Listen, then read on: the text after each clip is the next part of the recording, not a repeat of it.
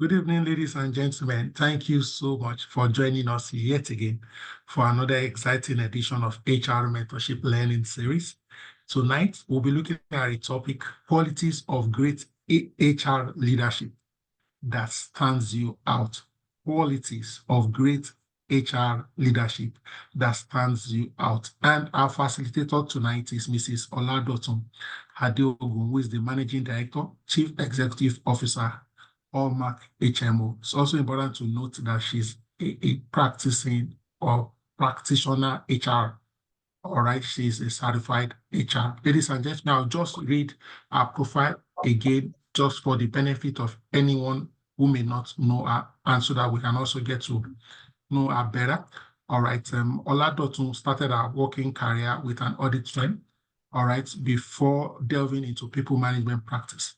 She worked in the capacity of human resource management and administration with LinkServe Limited and Financial Institution Training Center, FITC, before joining the insurance industry.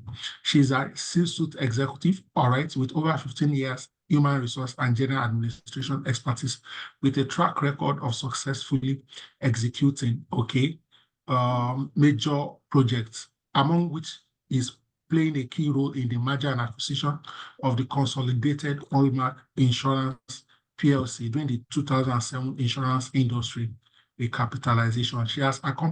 She's an accomplished HR generalist and has experience setting up HR policy and processes and champion cultural reorientation during her role as group head of HR in the same organization. She moved to the role of managing director of Allmark Health Services, and in this capacity, she has served for over 6 years now and successfully positioned the company to another level. Through her leadership, the HMO hosted industry leaders for an annual stakeholder engagement, which focuses on how healthcare can be enhanced in Nigeria.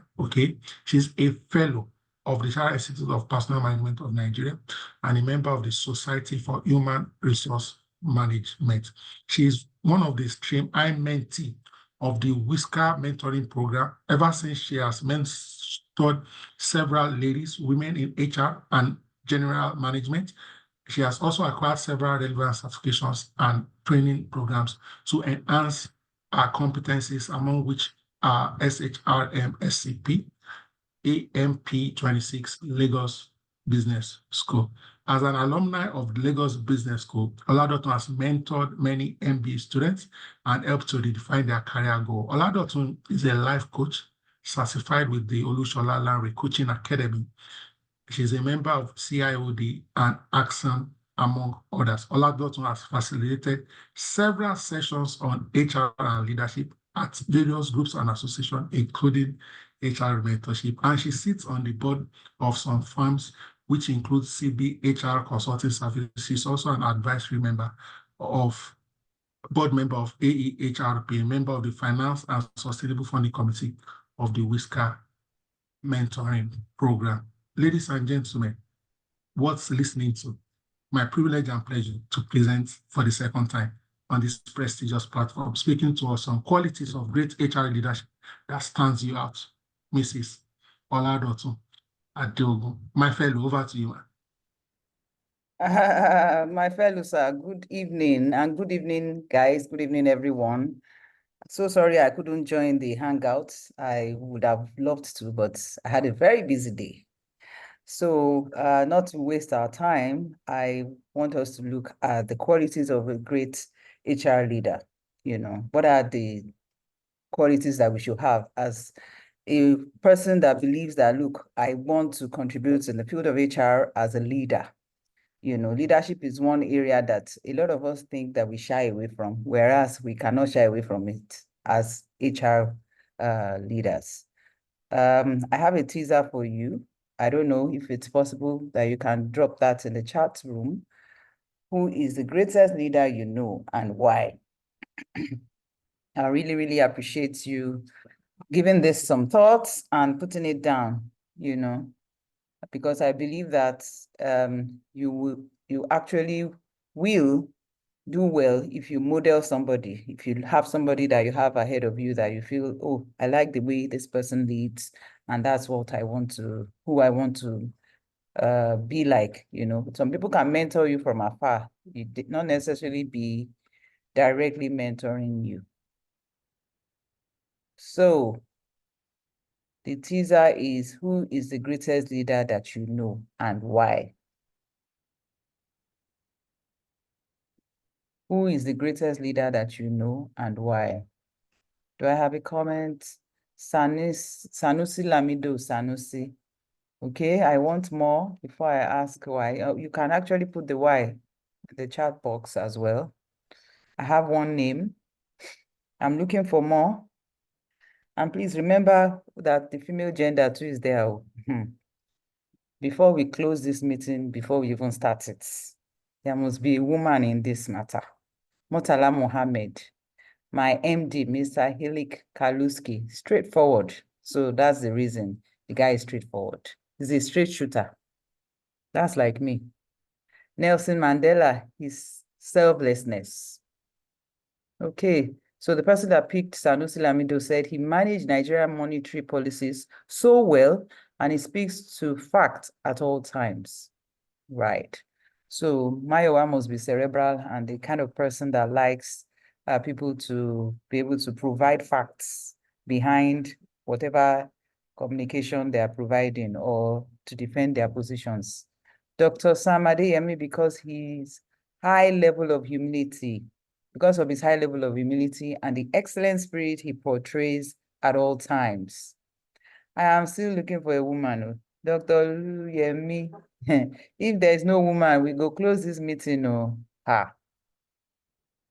Ladies, Okonjo Iweala, thank you, Chi. Thank you. She's consistent in her career path and shows nothing is impossible. Yeah, I agree with you. She's a go-getter. Dora of blessed memory for her revolutionary impact. These examples that we are providing, I am sure that there is a word that you can use to describe these leaders. Some could be transformational, some could be situational leaders, some could be a strategic leader, some could be visionary leaders. So I guess we can pick from these examples that we have dropped here, the kind of leaders that these people are. Thank you all for your contributions to this little teaser. So I'll go into my little presentation. What is leadership? Leadership is the word, the big elephant in the room. It's about helping others reach their potential while you are also ensuring that the teams achieve its goal. You cannot be a leader without people following you. You cannot be a leader without influencing people to behave in a certain way. And in the simplest form, leaders elevate others to achieve a common goal. It's about helping others rise, really. So leadership is purely what you do in human resources. Because I don't think as a human resource person, you are there to project yourself above the people. You are supporting the people. You are providing guidance to the people. You are also helping the people to understand the mind of management, to show the vision of the mind. So you're actually playing a leadership role.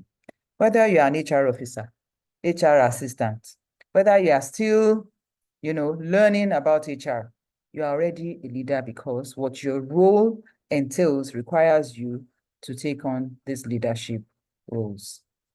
HR and leadership. Human resources is a discipline. 1 minute, please. I'd like to, sorry, I want to do something quickly.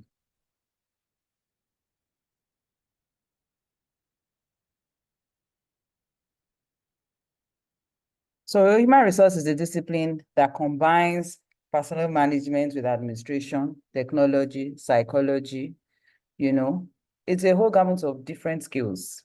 You're a strategic partner to the business. You're an employee advocate. You present their interests before management, and you also, you provide an administrative role to people, managing the people resources from their point of entry to their point of exit. Whether you are using technology to do it, whether it's files, whether it's brick and mortar, whether, whatever means the organization is using to manage human resources, The long and short of it is that you are already a leader. You combine different roles, you relate with different people at the top, at the middle, at the bottom, and you use that to, administer your role as human resources. Aligning HR with leading.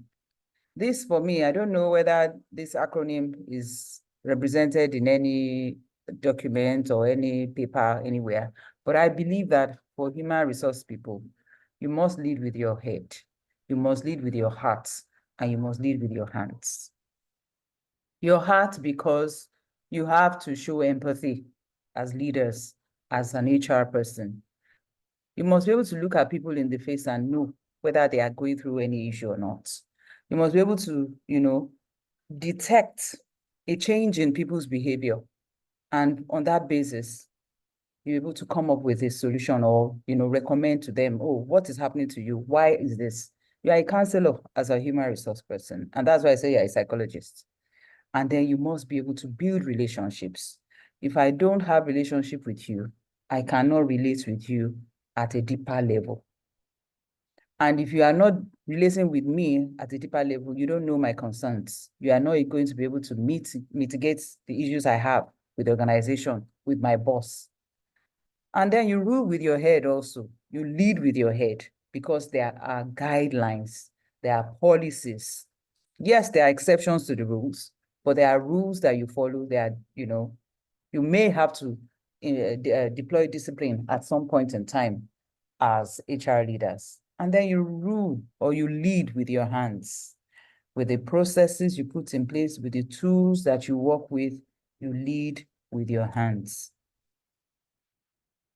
This particular slide I like from McKinsey and Company. It shows you in just one picture, what an organization is all about. It's about purpose, it's about value, it's about culture. They say there are three things that make an organization: the strategy, the people, and then the processes. Now, for that to work, is that HR leaders must be ready to take their organizations to a higher level for the future, prepare them for the future. It's not about the work of today.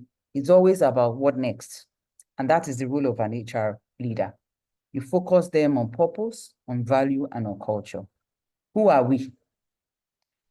We want to be clear about the organization's why, what, and how. Why it exists, what it does, and how it runs. In my years of experience in human resources, I've related with some people, and at times you find out that HR seems to be disconnected with the how of business, because we stay in our corner and we believe that the how is for the technical people. No, you must understand it, because you should be part of strategy. You should be able to understand how the business makes money. And as human resources people, your major role is to help provide clarity on the why, the what, and the how.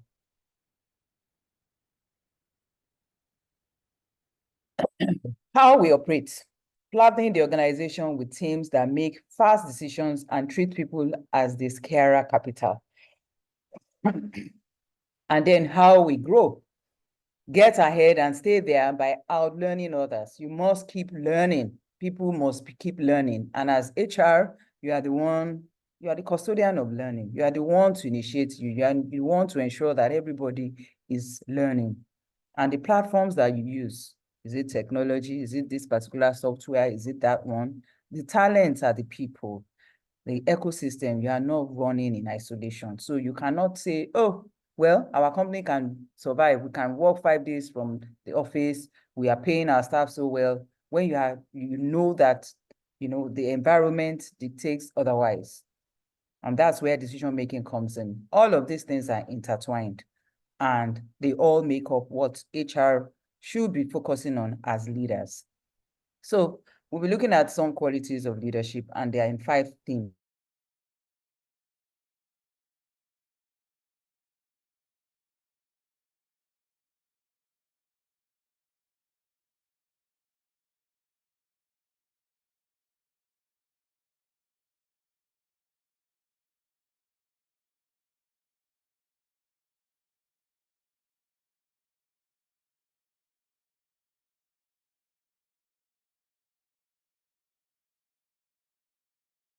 Theme 4 is decision making and problem solving.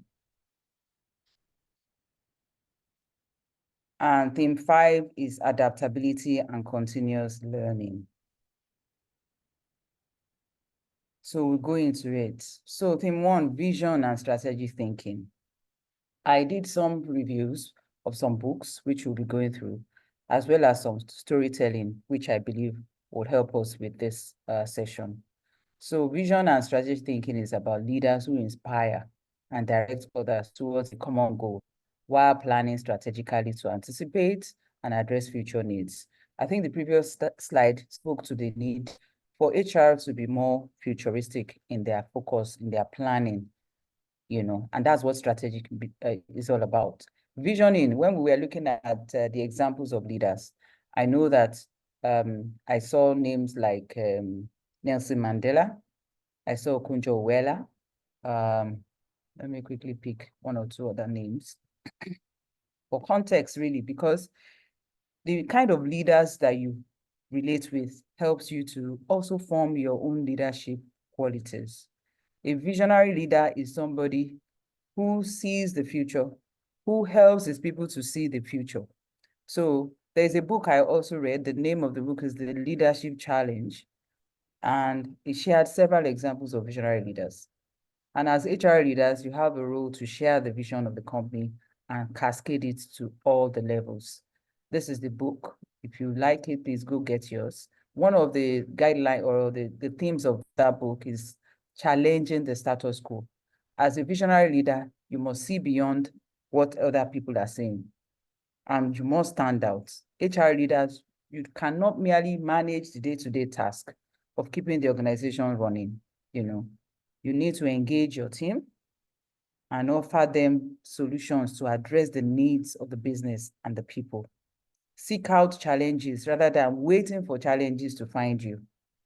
In other words, don't be quenching fires around. Don't wait till all the system is down before you rise up to it. That's reactive. HR leaders that are visionary are proactive. In other words, they think through, they plan, and they execute on that basis. As leaders, you must have a compelling vision that inspires others to align with and work with you towards achieving a common goal. There is no way you can have a system that works and there is disunity. Departments are running in silos. People are running their personal agendas. There is no way that company can run and achieve a common goal. I know a leader that used to talk about, it's a very simple example. He says that if we're all going in one direction, let's say we enter a bus and the bus is going to Lekki, and we get to Third Mainland Bridge, and somebody in the bus says, "Where are we going?" "I'm not going to Lekki. I'm going to Ikeja." What happened? That person entered the wrong bus. So the best thing you can do for that person is to park, allow him to alight and cross so that I can go get another bus. That is for those of us living in Nigeria, though. So what that example of that leader who said that is trying to say is that when you have people in your teams that are not working together, or they are not, working towards the goal that you set, they will take you in the wrong direction. So if you want to be a people pleaser, you first of all go to the other direction, which is opposite of where you are going, to please that person, and then come back to face your own direction. And there are leaders like that who wants to please everybody, who wants to ensure that everybody is fine. But the major issue here is that you share your vision, you articulate it, but then you discover that not everybody you are working with is going in that direction. And what you need to do is to take a bold decision of letting go of those kind of people. That means they are not going to help you to achieve your goal. So you have to articulate and have a clear vision that you can create a purpose and direction around, which helps to build motivation and unity in the team. It's motivating to people to know that their leader knows where he's going, has a vision. He has painted it so well. In fact, everybody's dreaming of it, and everybody keys into it, and they are ready to run with it. The second one is strategic thinking. It's the ability to evaluate problems and opportunities and make good decisions that support your overall goal. And strategic thinking is a key requirement in leadership. You know, when they say that people's pay, or why would they pay somebody so much? All he does is sit down in the office, wear suits, attend meetings, drink tea. In fact, I'll tell you for free. Dr. Cosmos Maduka mentioned this at the IOD conference. He said at a point in time in his business, he had to do, what he had to do, employ people that were competent to run the show. And the people he had before felt very, offended. Why would you employ these people that all they do is wear suits, enter the room, take meetings, and drink tea all day? They would talk. They wouldn't do anything. However, those talk is what led to the vision of making Coscaris not just a car dealer, but a that business has about 30 subsidiaries running under it, including agriculture, oil and gas, technology. That vision could not have just been sitting in the mind of one man, Maduka Cosmos. No, it needed other people to be what? Strategic partners who will evaluate the problem, the opportunities in the market, and come up with a solution around it. And HR, you cannot shy away from being part of that strategic thinking aspect of the business. Because whether you like it or not, the people that will run the show will come through your recruitment. And when you are in interviewing, you're having interview sessions where you're talking with people, you're able to pick whether this person can fit into the goal, has the culture, has the behavior, has the drive that would align with the strategic thinking of the business. But if you are next to nothing about it, how will you give that direction? How will you be able to know that this is what you ought to do? Another book I went into is the John Maxwell's 21 Irrefutable Laws of Leadership. And this notes that strategic leaders analyze and evaluate options in ways that others do not, providing clear paths for their organization. And this, I believe, is very, very important for us to know that in every, sphere of life as leaders, you must be able to analyze and evaluate options. You must have an opinion. You should not sit in a meeting and all day you don't have anything to say. You should be able to review other people's reports and analyze it. That's value adding, and that's strategic thinking.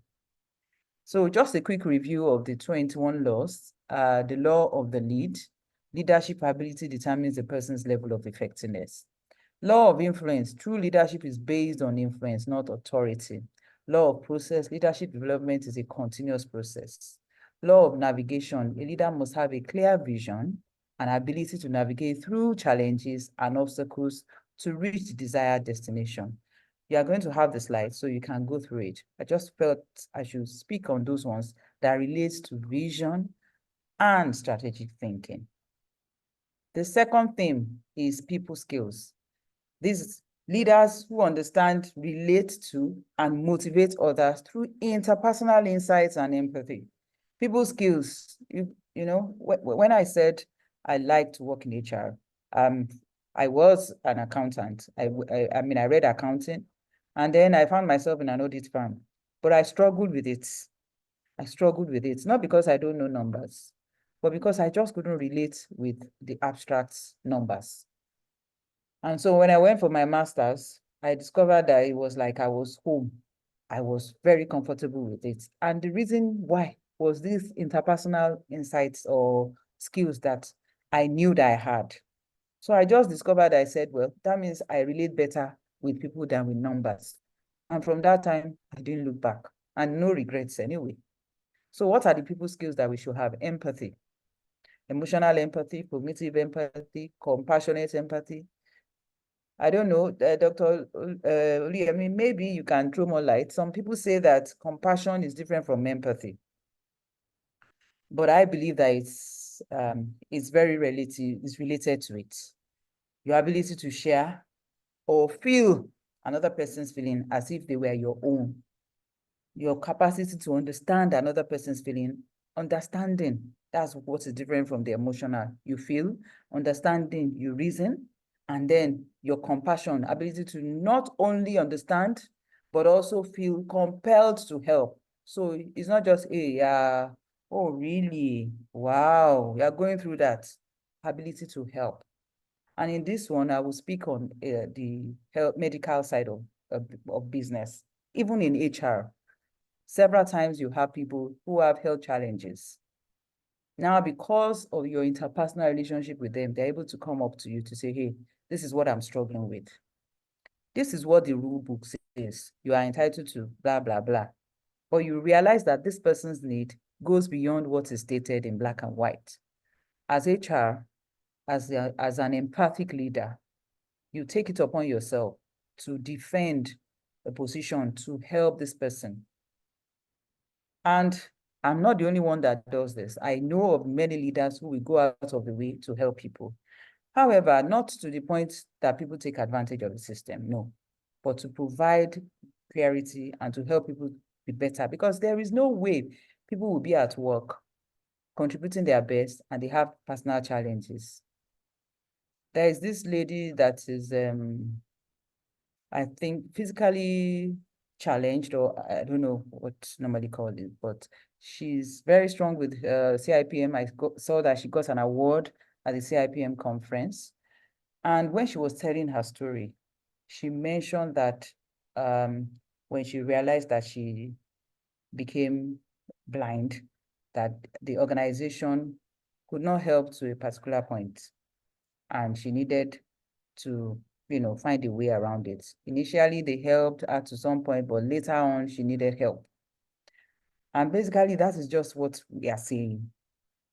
You're talking about empathy. It's about putting yourself in the shoes of that person, and then you are compelled to help the person deal with it. Empathy is critical to leaders, for leaders to understand team members' perspective and create an environment of trust. You must understand, you must share in their feelings. You can see the head, somebody's head is good. Whatever is inside that person's head is coming into your own head. And there's a book on emotional intelligence, which I am sure, if you have not read it as an HR person, please go and read it. It is a must that you must know it.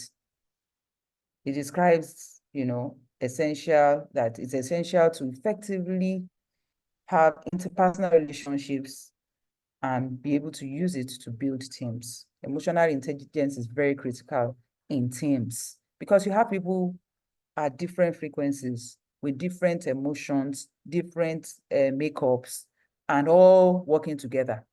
Without applying emotional intelligence, you become insensitive to other people's needs, emotional needs, and you find out that you are not able to move everybody at the same level. And if there is no, unity, there is no way that team will work. There is no way that team will deliver the results. And at the end of the day, you go back to the HR that is reactive, quenching fire as the fire comes. And at times in HR, we feel like that. We feel as if we're emotionally drained because of the weight of the baggages of other people that we carry. But if we apply emotional intelligence, if we make it a rule in our organization that everybody understands, this is how this person is, this is how this person relates, that is why he talks the way he talks, and have what is called self-awareness and know how to relate with other people, then we can have a better outcome as teams. The other part of people's skill is inspiration and motivation.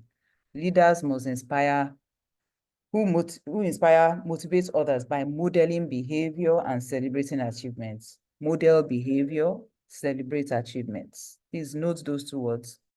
Do you model the right behavior? Because you can't, if you don't give the right behavior, how would you expect performance in the first place? Celebrate achievements, celebrate wins, even if it's little ones. Goldman also highlights motivation as a key aspect of emotional intelligence, focusing on leaders who create purpose-driven environments that enhance productivity and job satisfaction. You want people to have to be motivated, you must create the right environment. You must create the right environment, and that will lead to productivity. So the Harvard Business Review, there was a data from the 2013 Harvard Business Review study found that 16 leadership competencies appeared most frequently. And of those, the ability to inspire generates the highest level of employee commitment and engagement. The ability to inspire others, inspire self at times, you know. But what does this ability look like in practice? So these are the abilities: to spend time developing the skills and careers of their subordinates. These are inspirational leaders. They spend time developing the skills and careers of their subordinates. They engage in highly collaborative behavior. They care as much about people as they do about business. I hope you can pause there. Don't care more about business at the detriment of the people. Let there be a balance. Encourage and value inputs from everyone on the team. So don't shut people down. Don't say you don't know anything. Please allow people to express themselves. Seek to learn from others as well as teach. You know, knowledge does not reside only in the leader. A leader who inspires allows others to also respond. There's a particular change of process that was implemented in my organization, and it came from a staff. And staff has left the organization, but till tomorrow, I still, at any opportunity, reference that to say, do you know that this process that we're enjoying, it was recommended by so-and-so, and we are still using it. So it will encourage others to say, wow, that means if I also come up with a recommendation, it can be validated and used by the company. Encourage the employees to be creative and innovative and to share their ideas freely. You see, that freely is the main thing. Businesses suffer because we don't allow our team members to share ideas freely. Because when you make them look like a fool, then they'll keep quiet. Then they allow you to keep being the one. Everything you say is okay. You are fine. Yes, yes, yes. And then you get yes, boss leaders. I mean, people. Those leaders are effective communicators who dedicate time to understand the views and perspective of others. Have emotional intelligence that allows them to build close work relationships. You can see how intertwined people skills are. As we are talking about inspirational leader, you are seeing emotional intelligence come up. You are seeing communication come up and relationship too. This type of leaders are champions of change with a clear vision for the future. That's where we started from. A clear vision of the future. Are you future-minded? Do you think about what ifs? Or you are only looking about today? So the last one for inspiration, for people skills is effective communication. Communication helps leaders convey their vision, align teams, and resolve conflicts. Communicate, communicate, communicate. As leaders, if all I write here is just communicate, communicate, communicate, it's worth it. Because this is where the major problem is. So I know that we struggle with communication a lot because we feel that once we have said it once, they should understand. But you realize that they come back and have not done it or they've not implemented as you expected. And engaging them, you realize that they didn't understand what you said initially. So communication, for it to be effective, has to do what? Has to be understood by the people that you are communicating with. There is no way you are going to, drive performance without adequately communicating. And that's why training is very, very important. And retraining and engaging, having meetings, having review sessions, even if it is stand-up meetings, just to review and to restate and to, recommunicate the vision, what we want to do, where we are going, what happens. And, recently you notice that you have a lot of changes in staffing. This person has gone, another one has come. You do what again? You communicate again. But I've told the other one, you should have told him, no, there is nothing like that. A leader must not be tired of communicating, must not be tired of communicating. Effective and transparent communication allow team members to connect with you and your vision. It's key to building mutual respect, overcoming barriers. Communication itself can be a barrier because if I am saying something and I'm not saying it properly, or my body language is saying something else, forget what I'm saying verbally. So you want a driven and purposeful workplace environment. Communicate, communicate, communicate. Now, the first book, which I refer to, written by Koses and Posner, argues that communication is the foundation of trust, which is essential for influence and connection in leadership roles. The third theme is character and integrity. These are leaders who demonstrate high ethical standards, responsibility, and transparency, building credibility and culture of trust. Now, the examples we gave before about leaders, most of them are leaders in the government sphere. Sanusi, Okonjo-Iweala, those are people that, or even Nelson Mandela, who was the president of South Africa. These are people that, without transparency and, high ethical standards, we would not today be celebrating them as leaders. We will not say that they are credible. And that is the main place where this thing is required. But hey, even in organizations too, we struggle with it. We play double games. We say, but we don't act. And people know the two. They know the difference between the two, between what you say and what you do. And what you say is not what is going to hold water. It is what you do. And that is what will determine whether they are going to believe you, whether they are going to see you as a credible leader, and then they will trust you. Otherwise, it becomes banana republic. Everybody does what he likes. Integrity is about consistency between words and action. I think I've said this. And so this book on the speed of trust by Stephen Covey explains that leaders with integrity build trust by showing honesty, authenticity, and ethics, which are essential for establishing credibility. So please, if you have not read this, add it to your lists. Add it to your lists. The Speed of Trust by Stephen Covey. And the lessons from the book says trust holds society together. Without it, any organization or group becomes dysfunctional. Please add or country, because we know that it's a major issue, even for us in Nigeria. When personal or company values agree with actions, the result is congruity and alignment. Alignment, when personal and company values. So this is why we have issues in organizations. So leader says, we have this vision. We want to build this business and take it to make it, have a succession plan. Whoever is credible will be the leader. And before you know it, he brings his brother, he brings his sister. They are not doing well, and he keeps them in the system.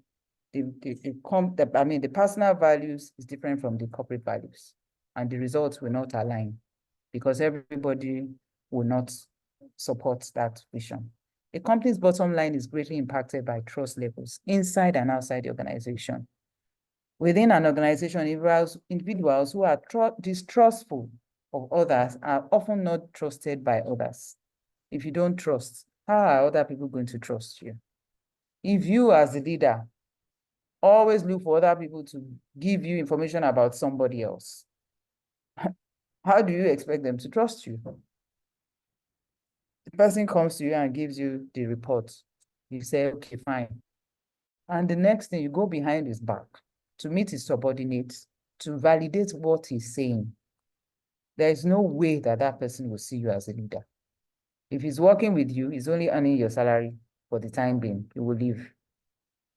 Trust is not an all or nothing proposition. Trust can be incremental, or it can exist in certain areas of life and not others. So I may trust you when it comes to paying me my monthly salary, but I can't trust you with my secrets. I can't talk to you about my personal issues. I come to work, I do my work, and I go home. Will that build an organization that is sustainable? No. Lessons from the book. A great way to identify and understand personal trust deficit is to ask a co-worker, subordinate, or boss for an evaluation. Just ask somebody else. If you want to know whether they trust you, ask somebody else. Speaking ill of people behind their backs will cause listeners to lose trust in the speaker, as they will assume that person says similar things about them. You gossip about me, or you bring somebody's gossip to me, then I'm going to assume that that's the way you're going to take my own matter to other people too and gossip about it. Betrayal destroys trust at lightning speed. So if you gaslight me today, then I would know that you are not my friend. And in the place of employment, really, we all need to be careful, because people have different agendas.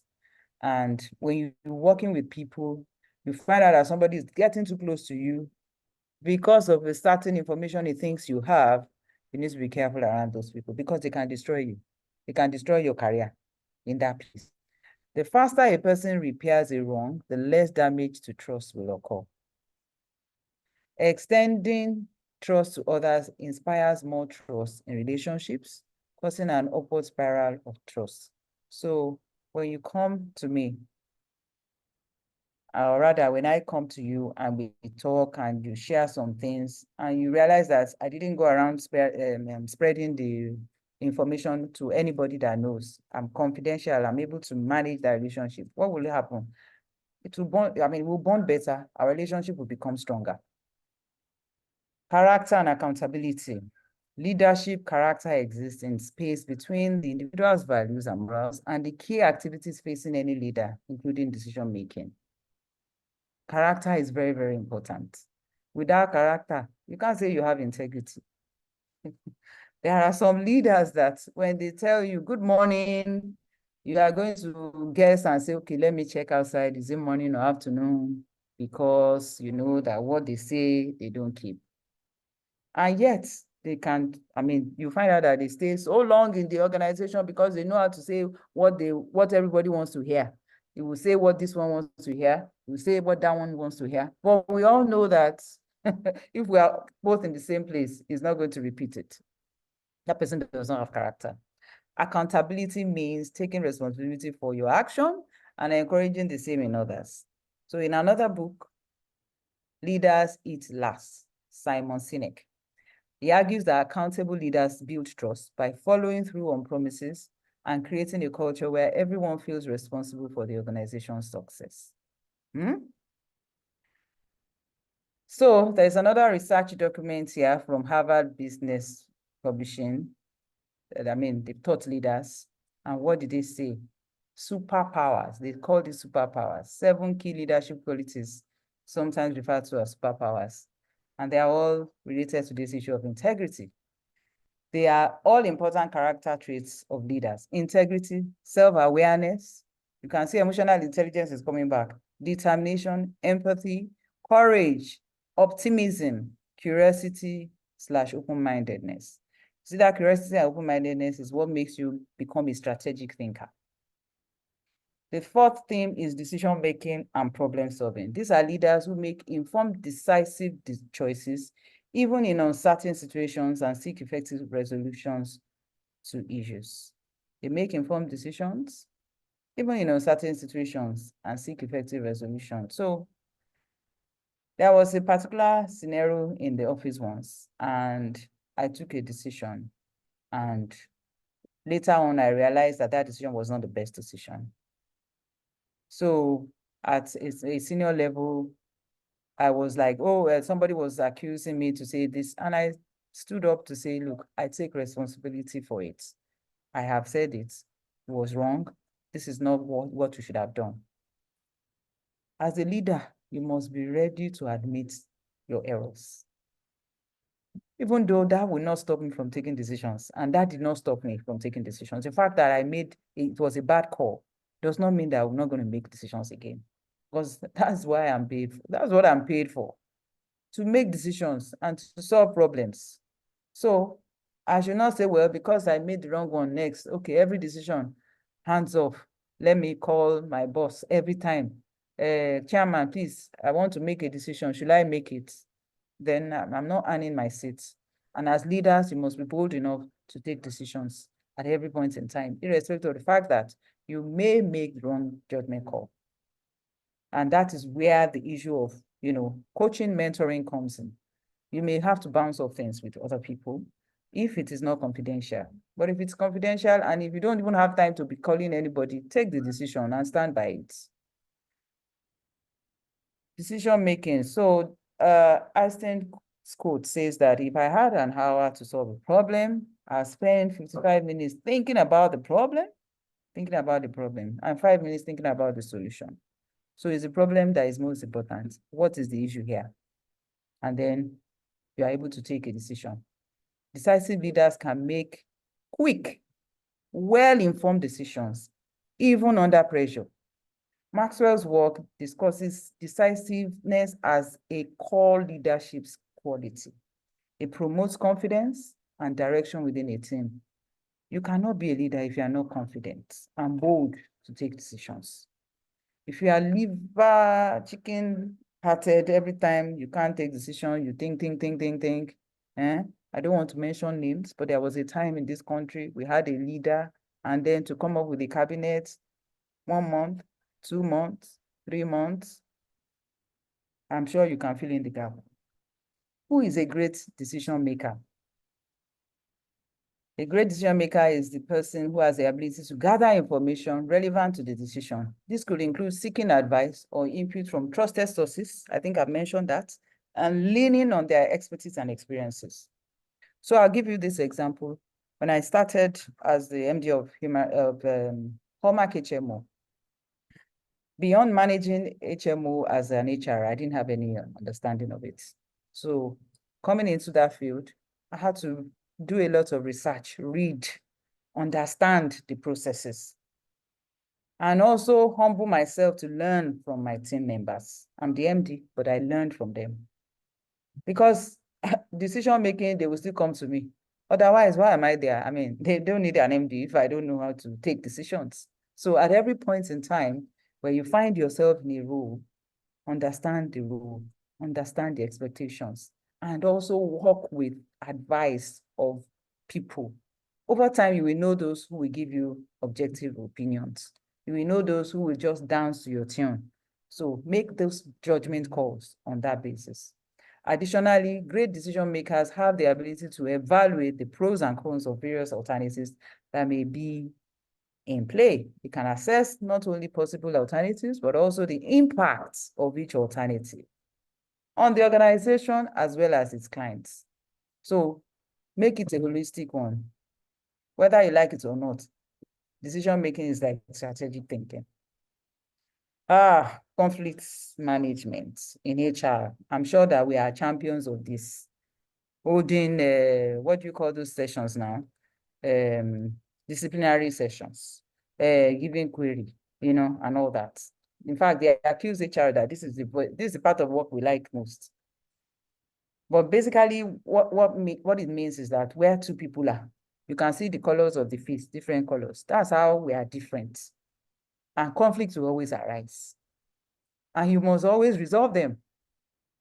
So as a leader, your ability to resolve these conflicts also shows that you will have a positive work environment. As HR leaders, the goal is to minimize the occurrence of problems. They didn't say you can stop it, so they said minimize, meaning that you can't stop it. Problems will always keep coming up because you have people working together. So you must be courageous enough to tackle them headlong before circumstances force your hands. So I know that there are some leaders who do not like to deal with conflicts. They look for how to avoid it, avoidance, parry things. It's only a matter of time. It will boomerang. In fact, the problem will be worse when you parry it rather than dealing with it directly. Somebody mentioned that his boss is the greatest leader he knows. And he said because the man is what? He's straightforward. Such leaders, when conflicts happen, you know that they are not going to dance to the left or the right. They will be objective in taking positions, and that helps. When I joined the insurance industry newly, we have an association, it's still ongoing, NIA, Nigerian Insurance Association, and there is an HR committee of that association. And the HR leaders way back then made a compilation of a book of issues that they discussed at the meetings. You know, each company comes with its own corporate issues that he has, and we discuss it and we deal with it. And somebody comes with a suggestion on how to handle it, and they compiled it. That book was very useful for me because, again, insurance industry was a very traditional industry, you know, and I was coming in from service industry. I was working in an IT firm where we work with engineers and no issues with process and all that. But in insurance industry is like a very traditional industry. So that book was a life-saving for me. So you will definitely be dealing with resolutions of problems all the time. We must be resilient in our quest to create and sustain momentum for the organization and people that we say we serve. The reality of the workplace finds us dealing with people that complicate matters with their corporate politicking, self-promotion, power play, ploys, and envies. This is our life. If you are working in corporate world, even if you are working, if you are running a business, same thing happens. Self-promotion, even in churches, in mosque, politicking, people, and it will lead to conflicts. You will find out that people are building silos. You have informal teams, informal groupings with their group leaders, you know, influencers and all that coming up. And then, of course, resources are never enough. Budget is tight. Everybody is trying to survive. There are many random things that lead to people and challenge productivity. So problem solving is the greatest enabler for growth and opportunity. This is why they say failure serves as the greatest lesson in business and in life. I think I shared one lesson about me and failure and how I rose up to it. Be the leader that shows maturity, act courageously, and then require accountability. You know, when they say you have the ability to work without supervision, it's because you're accountable. It's because you are what? Accountable. If you're not accountable, they will take that freedom from you. So you go for interviews and you hear the person says, I have the ability to work with minimal supervision. Let's see it. Let's see how it goes when you start doing the work. Are you accountable? Can you deliver on results without being pushed, you know, as leaders? The last theme is adaptability and continuous learning. These are leaders who embrace change, remain flexible in unpredictable circumstances, and seek personal and professional growth. So adaptable requires continuous learning.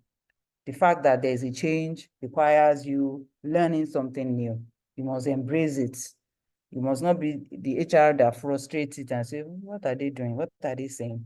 So your communication, your mannerism, and your responses to change initiatives shows whether you're adaptable as a leader or not. Adaptability allows leaders to pivot strategies as necessary and embrace innovation. The only thing constant in life is change. And every leader must understand the importance of adapting to change due to market demands. The book, Leading Change, outlines how adaptable leaders help organizations thrive in evolving environments by promoting resilience and openness to change. The industry I work in, resilience, you got to have it. You are dealing with different hospitals, with different behaviors. We are dealing with enrollees with different needs. So you must be adaptable.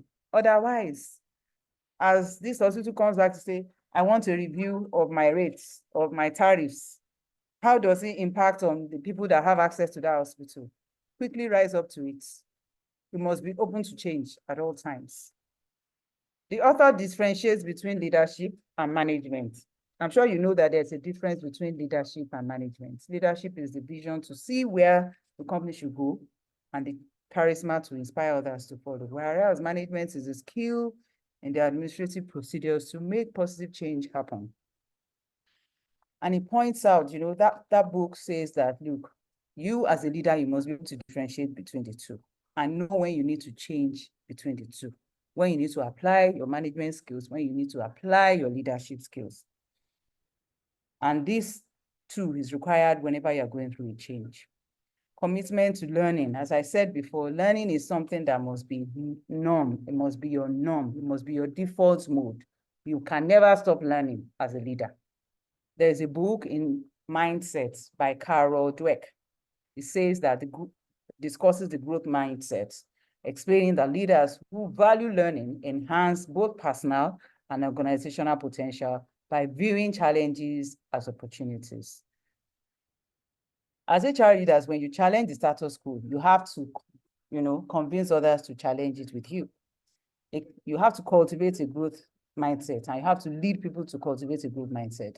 A belief that you can improve your skills through hard work and practice. A culture of learning provides a variety of opportunities to learn. Online classes, outside seminars, what we are doing today, and then also job rotations. I'm a product of job rotation. I'm sure you know that, from HR to managing an HMO. And before then, I would like to say that I've had several opportunities to combine other roles apart from HR, from admin to legal to corporate communications. So as an MD, I know, a little bit of communications, legal related issues, and that helps me to broaden my ability to run as an MD.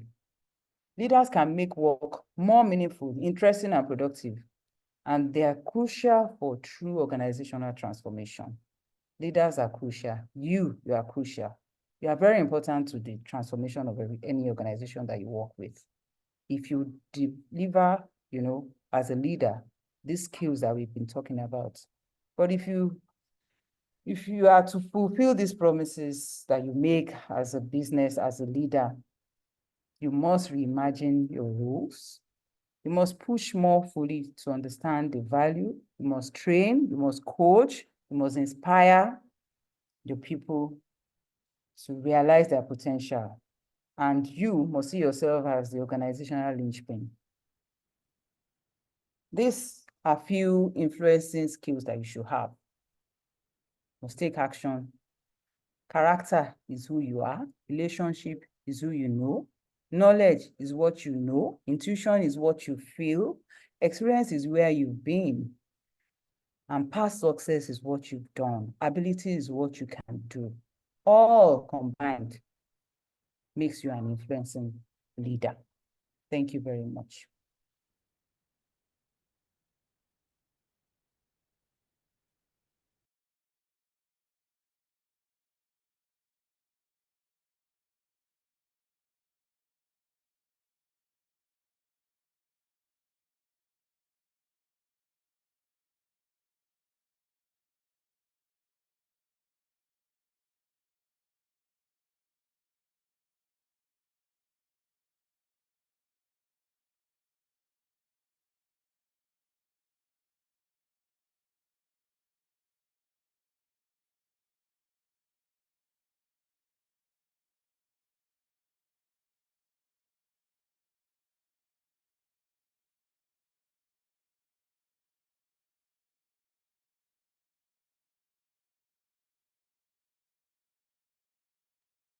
Dr.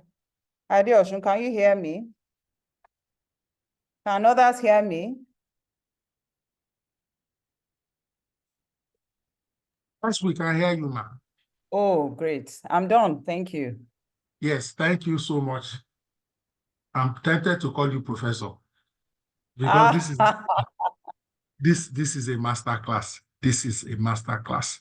Ladies and gentlemen, if you have any questions or any comments or any contributions, you can please raise your hands and we'll take some comments, some questions from contributions. But sincerely, from my heart, this is just beautiful. This is wisdom personified. Okay, so anyone wants to say something? If you raise your hands very quickly so that we can recognize you. Okay, we can see so many people, madam. thanking you and appreciating you in the chat box. I'm just going through it. Left, right, and centers, people, sharing their accolades. Oh, Ali, you said, if I was not a member of this group, I wouldn't know what I would have missed. Don't worry, you won't miss. You're a member of the group. And that's why we always do this every time. And we won't stop, because all of us can get better. Okay, I see my sister Ajoke Omotaro. Thank you so much for sharing your wealth of experience. My brother Okudero Bolabomoni says, well done. Okay, Lua Tosin, big thank you, ma. Sarah Agbeni says, thank you. Elected council member Adiola Koni says, God bless you, my value added. I think I will probably just read all these accolades and we end it from here, since I can't see any hands. Oh, she says, God bless you, ma'am. All right. My CFP Adele says, thank you so much, ma'am. Very insightful.